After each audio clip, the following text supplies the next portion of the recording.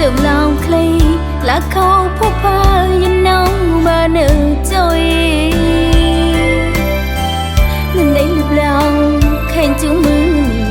cứ điều ấy chỉ nào thâu thế quên lên đây yêu như đau mơ cho lệ lòng mi phơ cứ gõ ngã đà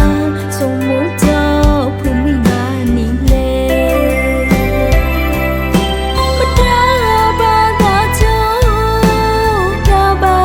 cho lệ nên đấy lập lòng chú cầu quy là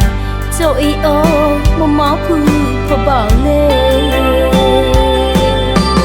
phù ô khổ cho ghé thay đã khổ trái nhây đã là khi là khảo phó cứ đi về cứ lòng cha ta đi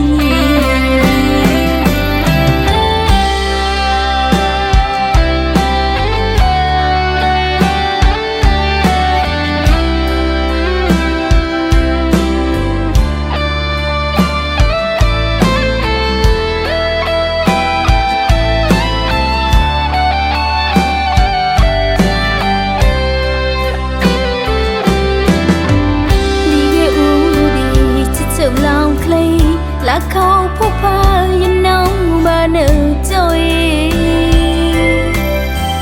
nên đấy lập lòng khen chúng mừng cứ điều ấy chỉ nào thâu thế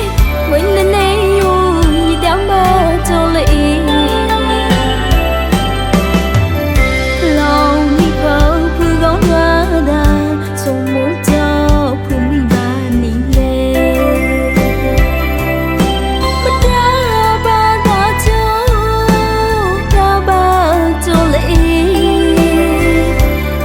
lòng chú cầu quy là cho ý ô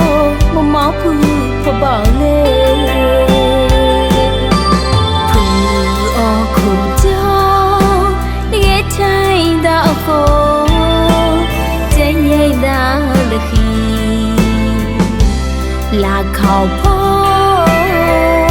cứ đi về cứ lòng cha ta đi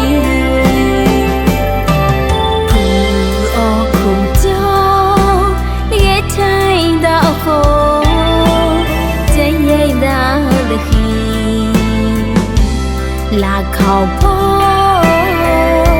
cứ đi về cứ lòng cha ta đi là khảo phó